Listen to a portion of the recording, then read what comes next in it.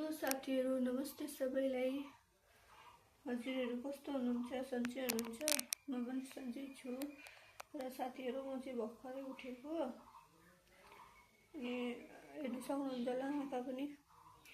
र मेरो चाहिँ नानी रातभरि जागा हुन्छ कि सन्चो थिएन बिचराको जिउ, अनि रातभरि सुतेन हो। त्यही भएर चाहिँ आज म ढिलो उठेको छु र भोक लागिरहेछ भनेर चाहिँ अब भात बुटौँ भनेको नि। भात पनि यति मात्रै छ र म चाहिँ अब भात बुट्छु भनेको। र साथीहरू, हजुरहरू के गर्नुहुँदैछ, कसो गर्नुहुँदैछ भनिदिनु होला है। हाम्रोतिर त यस्तै हो, के गर्नु।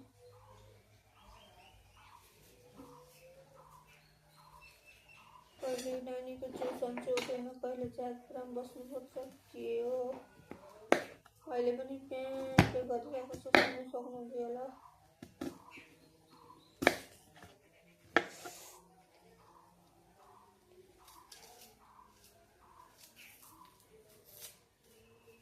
त्यो छ नि साथीहरू, मेरो नानीको चाहिँ नि 2टा टुप्पी छ क्या। खै 2टा टुप्पी हुनेको रिस बेसी हुन्छ भन्छ नि, कुनै त्यस्तै हो कि के हो अब फोन।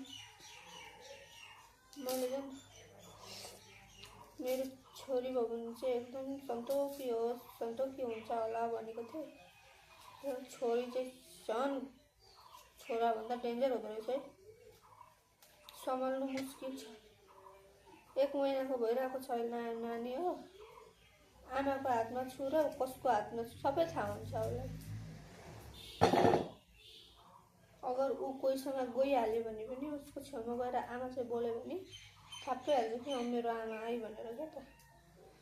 त्यही भएर ऊ बाबासँग छियो भने म देखै पर्दैन, तर पनि उसलाई थाहा छ कि मलाई यो बुढोले राखेको छ भन्छ होला मनमनमा।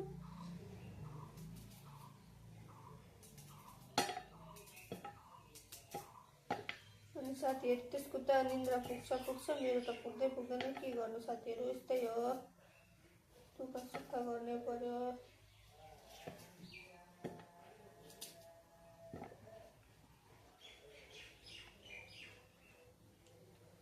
अब अन्डा हालेर भात बुटौँ भनेको। बुढा पनि मालबजार जाने अरे।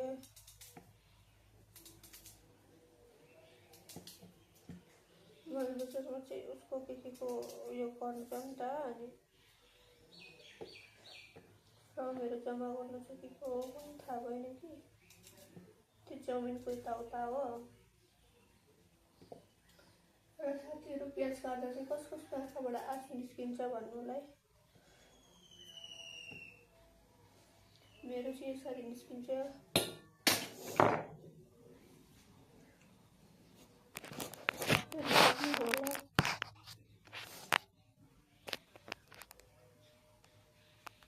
हेर्नुहोस् न,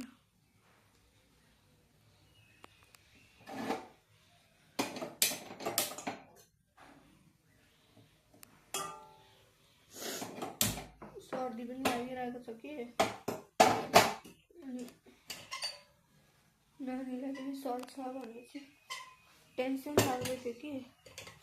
किन भन्दा हिजोबाट सर्दी लागेर नानी हो सास फेर्न नसकेर उहाँ सुत्नै सकेन। त्यही भएर मेरो पनि यता राति जागरण भयो हो। नानी बिमारी भयो भने त्यस्तै हो आमाहरूलाई।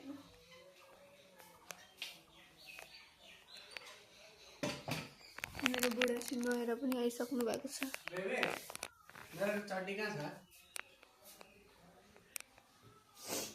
हजुरको चड्डी यहाँ होला?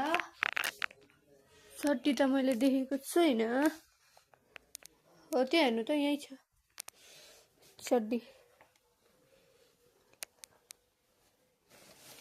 अच्छा, यहाँ छैन, सुकाएको छ कि भित्र खाँदैको छ। हेर्नुहोस् न साथीहरू, ए यहाँ रहेछ बुढा। ए गलो यहाँ छ, यहाँ आउनु न। बुढाको चड्डी अरे हो, गलो यहाँ छ।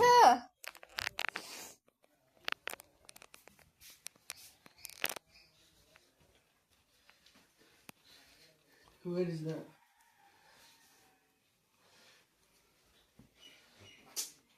यार यस्तो टाउको दुख्छ भने अब यो टिकट पाएन भने यस्तो टाउको दुख्छ नि कसम भनेको मैले मेरो त्यो 20,000 रुपियाँ 22,000 रुपियाँको नोकरी मैले त्याग्नुपर्छ टिकट पाएन भने साँच्ची भनेको बहुत मुस्किलले भेटेर काम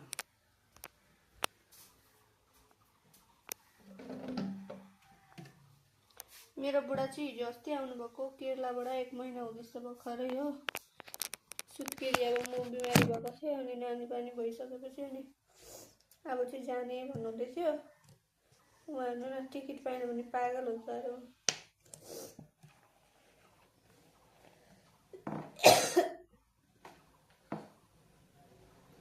तेल पनि छैन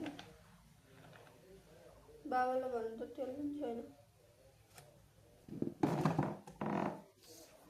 हामी चाहिँ 800 पोतेको खान्छौँ है साथीहरू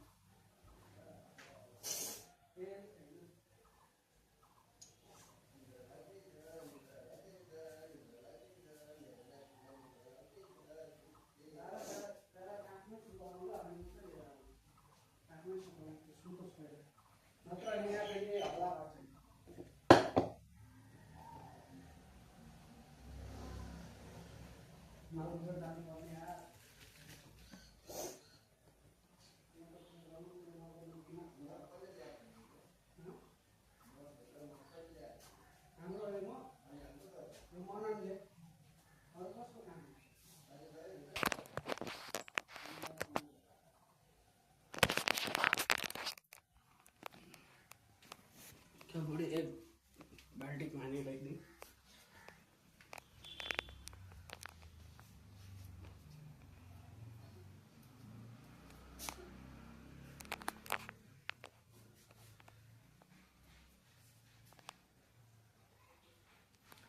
साथीहरू यो चाहिँ मेरो लुक्स हेर्नुहोस् न आँखा हेर्नुहोस् नि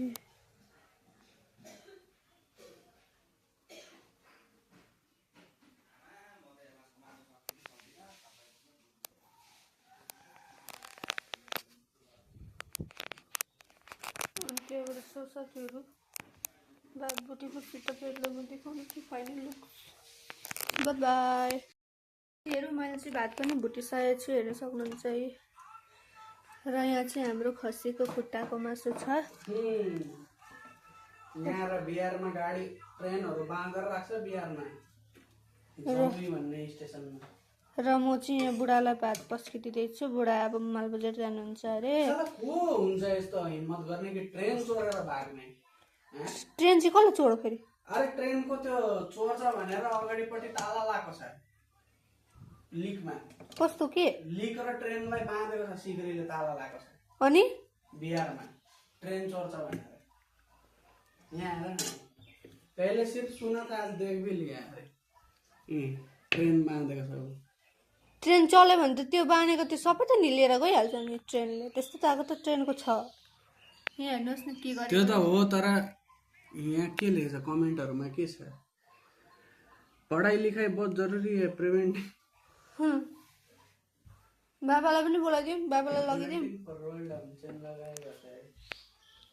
अब चाहिँ म बाबालाई लगिदिँदैछु एउटा थालमा र साथीहरू मेरो बुढा चाहिँ बेला बेला बोलाउँछ हाम्रो बीजेपी वालाहरुको एजेन्ट हुन्छ त फेरि राहुल गान्धी रहेछ नि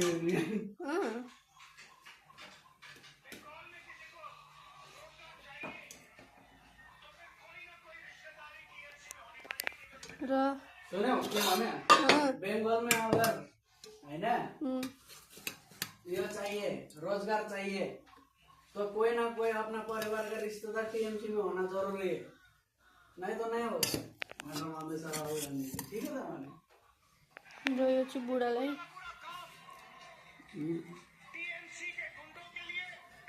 र म चाहिँ यो पहिला बाबालाई दिएर आउँदैछु साथीहरू भेटौँ एकछिनमा साथीहरू हामी चाहिँ खाना पनि बसिसकेको छौँ हेर्न सक्नुहुन्छ भुटेको भातसँग मासुको झोल खानुहुन्छ भने आउनुहोस्